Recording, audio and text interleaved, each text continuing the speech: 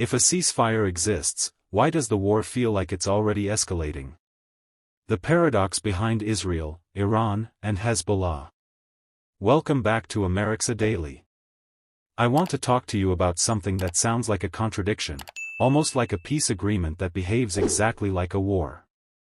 Right now, there is technically a ceasefire on the table. Deadlines have been set. Diplomats are shaking hands. Statements are being released, reassuring the world that things are under control. And yet, nearly 400 people have already been killed since this so-called ceasefire began. Missiles are still being launched. Drones are still crossing borders. Airstrikes are happening almost daily.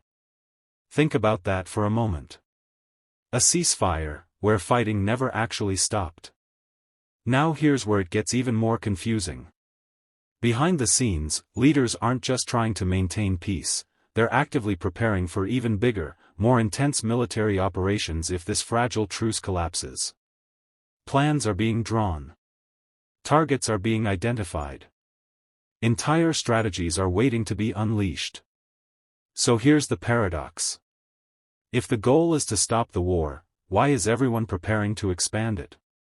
Why does a system designed to reduce violence seem to be quietly setting the stage for something much larger?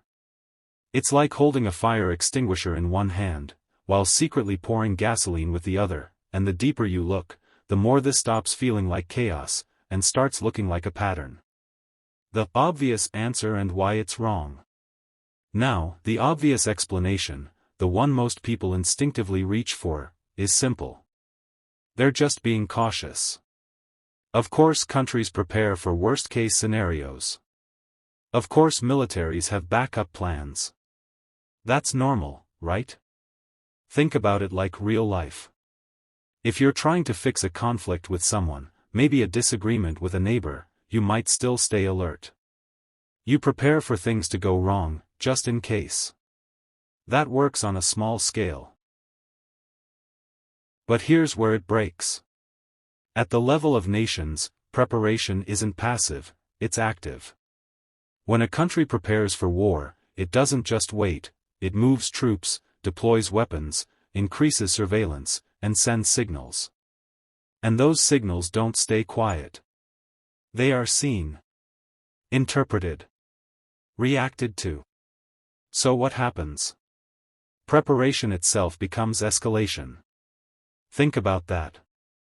The very act of trying to stay ready can actually push both sides closer to conflict. So the simple answer, that this is just caution, doesn't fully explain what's happening.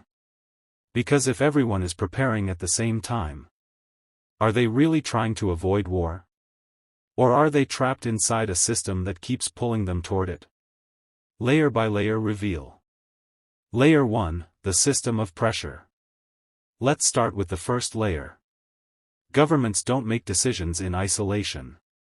They're constantly balancing pressure from multiple sides. On one side, there's global pressure, diplomacy, alliances, international image. On the other side, there's internal pressure, security concerns, military leadership, public expectations. And these forces don't always agree. It's like being pulled in two directions at the same time. So what do leaders do? They say one thing publicly, and prepare for another privately. Not because they're confused, but because the system demands both peace and readiness for war. At the same time. Layer 2, the escalation loop. Now here's where it gets fascinating. This situation works like a loop. One side prepares, the other side reacts, that reaction becomes justification, and the cycle continues. Back and forth. Again and again. It's like two people in the dark, each hearing movement and assuming danger. Every step feels defensive, but looks aggressive to the other side. And here's the twist. Even if both sides don't want a bigger war, the system they're in can still push them toward one. Layer 3, the human story. Now let's bring this down to real people. Imagine a soldier standing near the border. He's told there's a ceasefire. That things are under control. But he still hears drones at night. He still sees flashes in the distance. He still stays ready, because something could happen any second. Or imagine a family living nearby. They hear the word peace on the news. But they also hear sirens. They feel the tension every day. So for them, this isn't a theory. It's reality. Peace exists, but it doesn't feel like peace. And that's the hidden truth.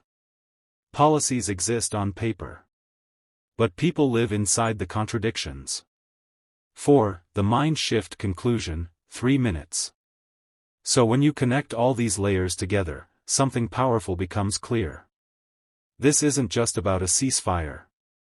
It's about how systems behave under pressure. Beat. Here's the core idea. Peace and conflict are not always opposites. Sometimes, they exist together.